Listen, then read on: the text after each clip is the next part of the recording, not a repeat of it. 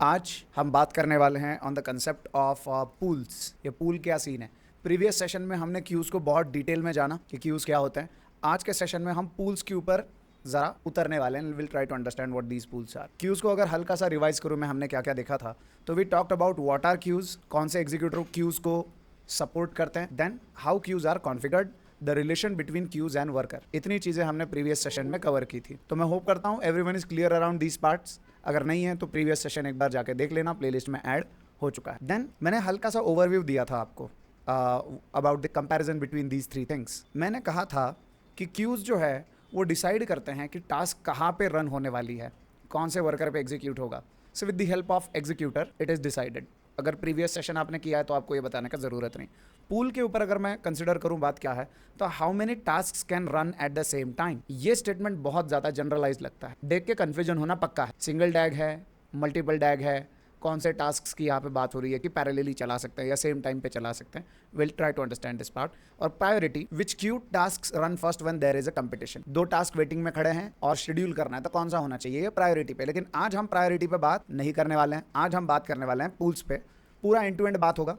So let's get into it. शुरुआत करते हैं what is a pool. Pool होता क्या है? Pool is a named bucket with n slots. कुछ समझ में आया? No. Each task references pool must take up a slot to run. ये theory आप ऐसे ही notes की तरह देख सकते हो।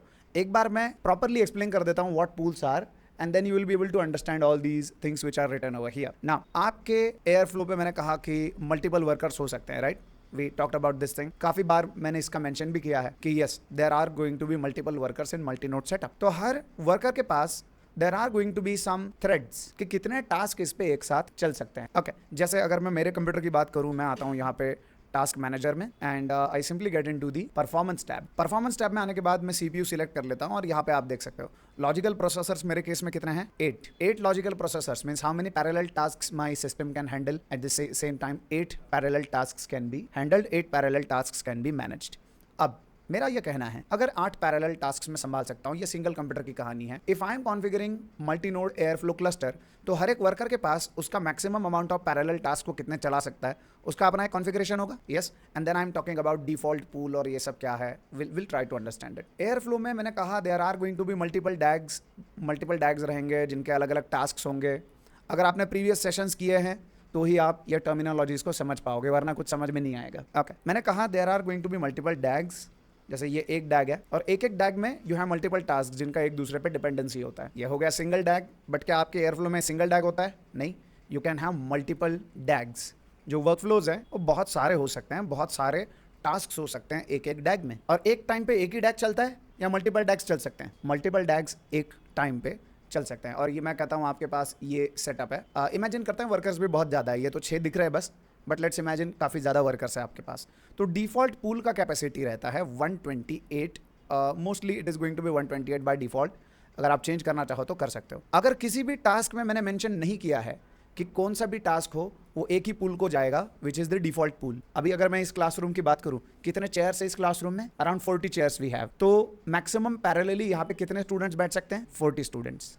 क्लियर हो रहा है? तो डिफ़ॉल्ट पूल मैं कह रहा हूँ 128। Now it is regardless of the number of processing cores you have inside the workers. अब let's take this example of a classroom. Let us imagine this कि अपने पास ओवरऑल 40 चेयर्स है, तो 40 स्टूडेंट्स इस क्लासरूम में बैठ सकते हैं। But this is a physical limit कि हाँ भाई मैक्सिमम एक टाइम पे 40 बैठ सकते हैं। So physical limit is not pool. ये तो बस है कि मैक्सिमम कितना ओवरऑल कितना पैरेलल चल सकता है तुम्हारे ओवरऑल एयरफ्लो के क्लस्टर। ओके, अब मैं कहता हूँ मेरा डिफॉल्ट पूल इज 128। तो अगर मैंने किसी टास्क के लिए कहीं पे कुछ पूल मेंशन नहीं किया है, ना ही कोई पूल मैंने क्रिएट किया है, पहले तो पूल क्रिएट करना पड़ेगा, then you have to mention it in the DAG as well. तो मैंने कहा 128 is the default, but actual physical में कितने? 40 है। एंड डिफॉल्ट पूल जो है मैं कहता हूँ कितना होना चाहिए? 128, ऐसा मैं कह रहा हूँ होना चाहिए। तो पहले आपको क्या लगता है, क्या ये डिफाइन हो सकता है या फिर एरर आ जाएगा? यस, क्या लगता है, डिफाइन हो सकता है कि एरर आएगा? हो सकता है। Yes, it is possible, you can define it, it's possible कि आप कह सकते हो हाँ भाई 128 का मेरा डिफॉल्ट पूल है। अब जो भी टास्क आएंगे सारे के सारे डिफॉल्ट पूल में आने वाले तुम्हारे, बट 128 तो आपने लॉजिकल नंबर बोल दिया। एक्चुअल में कितने हैंडल हो सकते हैं parallelly? 40 can be handled. Parallelly. तो जितने भी टास्क हैं all the task will be sent to which pool, the default pool. जितने भी टास्क है सब डिफॉल्ट पूल के पास आएंगे। और पैरेलल स्लॉट्स कितने हैं, 40 है। तो मान लो अगर मेरे पास 100 टास्क आ गए डिफॉल्ट पूल में, रिगार्डलेस ऑफ ये कौन से डैग से आ रहे हैं वो फर्क नहीं पड़ता है, कौन से डैग से आ रहे हैं दैट डजंट मैटर, ये ग्लोबल लेवल की चीज। अगर मेरे पास बहुत सारे टास्क्स आ रहे हैं डिफॉल्ट पूल में, मैंने बोल रखा है 128, तो maximum capacity is 128 for default pool. इसमें से पहले 40 टास्क जो है वो चल जाएंगे, फिर जैसे जैसे टास्क स्लॉट फ्री होगा वैसे वैसे आगे का टास्क जो है वो शेड्यूल किया जाएगा, ठीक है। तो दिस इज डिफॉल्ट पूल। अब इमेजिन करके चलो हमारे पास 40 प्रोसेसर कोर्स अवेलेबल है सारे वर्कर्स के अक्रॉस, जो भी टास्क आएगा वो शेड्यूल करा जाएगा। But keep this thing in mind कि वेटिंग में से कौन सा टास्क उठा के शेड्यूल किया जाएगा will depend on the priority and queues. तो क्यूज और प्रायोरिटी बताएंगे कि कौन सा टास्क चलाना है। Okay, but default pool is what? हाँ भाई, मैंने 128 बोल रखा है तो 40 एक साथ चल सकते हैं, तो 40 चलेंगे और जैसे जैसे टास्क स्लॉट खाली होंगे वैसे वेटिंग वाले जो भी है pool and Q and priority will decide कि आगे कौन सा टास्क शेड्यूल होना है। Okay, this is what I call default pool. जरूरी नहीं है कि 128 के 128 पैरेलली ही चलने चाहिए। इट्स लाइक अ रेस्टोरेंट जिसमें 40 कुर्सियां हैं और वेटिंग में कुछ लोग खड़े हैं। Let's understand it with the help of this analogy. मैंने बोला default pool 128, eight a time मैं 128 कस्टमर को हैंडल कर सकता हूँ। कैसे? 40 रहेंगे यहाँ पे, बाकी खड़े रहेंगे वेटिंग, और जैसे ही इनका खाना होगा, जैसे जैसे कुर्सियाँ खाली होगी, जो वेटिंग में है उनको बिठा दिया जाएगा। अब पूल जो मैंने बोला 128 के कितने में हैंडल कर सकता हूँ, दैट इज पूल। देन कौन कुर्सी पे जाके बैठेगा, that will be decided bye these two, जिसका नाम है क्यू। क्यू में भी नंबरिंग आएगा कि हाँ भाई कौन पहले जाना चाहिए, कौन बाद में जाना चाहिए, एंड प्रायोरिटी। इन पे एक्सटेंसिवली जाएंगे, क्यू पे तो ऑलरेडी जा चुके हैं हम एक्सटेंसिव। क्यू में तो सीक्वेंस रहेगा ना कि कौन सा पहले जाएगा, कौन सा बाद में जाएगा, that kind of sequence. And priority की बात करें तो वेटेज भी हम असाइन कर सकते हैं। जैसे अगर हमारे रेस्टोरेंट पे प्रधानमंत्री आ जाए तो उनको तो प्रायोरिटी देना पड़ेगा ना, जैसे ही कुर्सी खाली हो प्रधानमंत्री को देना पड़ेगा आपको कुर्सी। प्रधानमंत्री जो भी कैंडिडेट रहता है regardless of the political party, they are in love with chair, they love position, सही है। तो भाई वेटिंग में उनको खड़ा मत करो, नहीं तो अपने रेस्टोरेंट पे पता नहीं कौन कौन से एलिगेशंस लग जाएंगे कि भाई प्रधानमंत्री को वेट कराया, ठीक है। उनके फॉलोअर्स ही जीने नहीं देंगे अपने को, सही है। Okay, so the point is priority. तो कौन जाके बैठेगा is decided by Q and priority combination. ये दोनों मिलकर डिसाइड कर रहे हैं कि कब कौन शेड्यूल होगा। बट पूल को क्या लेना देना है, आपने 128 बोल रखा है। ओके, नाउ मैं थोड़ा रियलिस्टिक आता हूं। If I can reduce it to let us say 20 default pool. अभी तो मैं कस्टम पूल की बात ही नहीं कर रहा हूं, वो पूल जो अपने को एयरफ्लो ने बना के दिया बाय डिफॉल्ट में, उसी की बात कर रहा हूं। अब मैं कहता हूं डिफॉल्ट पूल में 20 टास्क हम पैरेलली हैंडल कर सकते हैं, ठीक है। Default pool is 20। तो what will happen is doesn't matter the number of task and doesn't matter the number of slots you have। जो भी टास्क आएगा सीधा सीधा शेड्यूल हो जाएगा, जो शेड्यूल होगा रन होना शुरू होगा। बट जैसे ही ये मैक्सिमम लिमिट हिट हो गया, उसके आगे अगर आपके स्लॉट्स फ्री भी हैं तो भी टास्क वेटिंग में खड़े रहेंगे। क्लियर हो रहा है?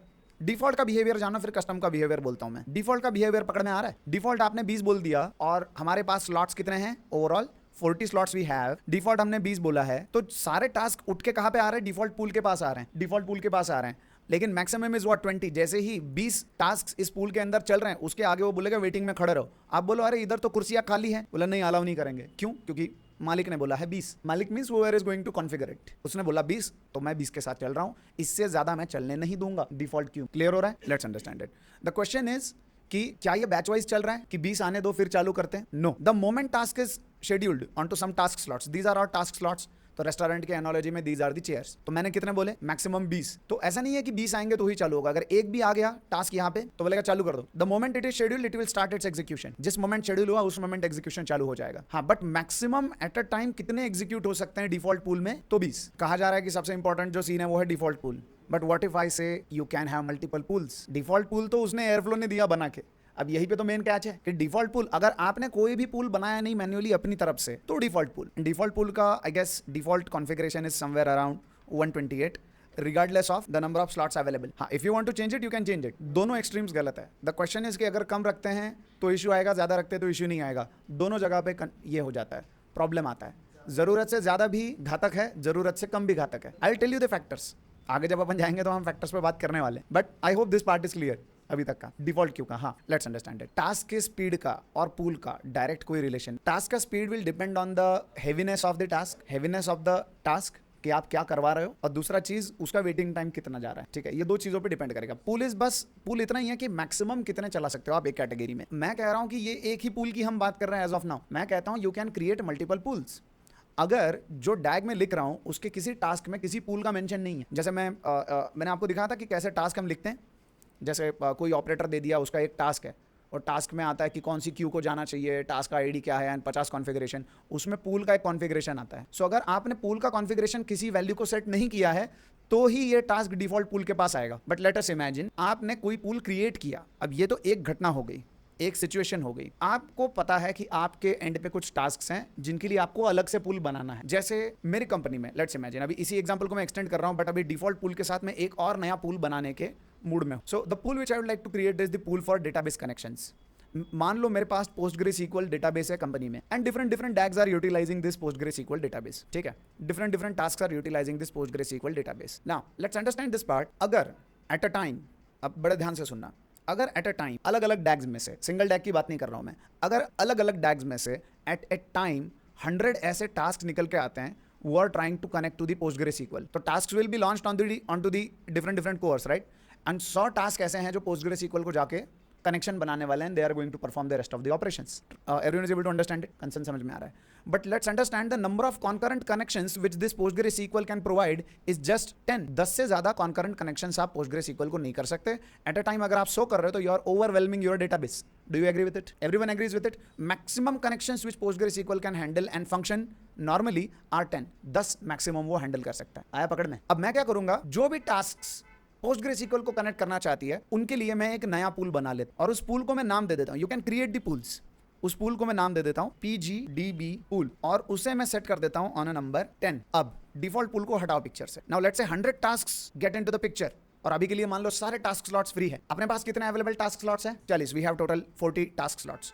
तो एवरी टास्क के अंदर मैंने कॉन्फ़िगर कर दिया है कि तुमने जाना है कौन से पूल के पास, PGDB पूल के पास तुमने जाना है। मैंने हर उस टास्क में कॉन्फ़िगर कर दिया है which is trying to connect to PostgreSQL। Settle हो रहा है? नाउ इफ आई से कि सारे यहां पे आ रहे हैं तो maximum parallel tasks which can be launched with this particular pool कितने हैं? 10। तो भले मेरे पास 40 के 40 स्लॉट्स खाली है, मैक्सिमम एक टाइम पे कितने चलेंगे? 10। बाकी के जो है कहां पे रहेंगे? वेटिंग में खड़े हो जाए। क्लियर हो रहा है? ये एक पूल की मैंने बात। And the task which are coming into this pool not necessarily belong to a single DAG. अलग अलग डैग में से भी टास्क एक पूल की तरफ आप भेज सकते हो, क्योंकि पूल्स जो है वो ग्लोबली डिफाइन होते हैं, ग्लोबली पूरे एयर फ्लो सेटअप के लिए। तो मैंने बोल दिया, मैंने पूल बना लिया, तो पूल जस्ट डिफाइंस कि भाई कितना मैक्सिमम टास्क चल सकता है पैरेलली इनसाइड दिस पूल। अब वैसे ही लेट्स से API का पूल है, जैसे PG का पूल है, वैसे मान लो API का पूल है और API अलाउज जिस API को हम कनेक्ट करना चाहते हैं। लेट्स इमेजिन हम ट्रैफिक API को कनेक्ट करना चाहते हैं which will give you updates of the traffic. Let's imagine you are working with the let's say food delivery application का जो केस स्टडी हमने देखा था, वैसा कोई केस स्टडी है जहाँ पे अपने को ट्रैफिक के डिटेल्स लगते हैं। तो API का एक लिमिट है, मान लो API पूल पहले मैं लिख लेता हूँ। API का एक लिमिट है, मान लो 1 मिनट में वो 100 कनेक्शंस बनाने देता है, या 1 मिनट में 100 times you can call the API, not more than that.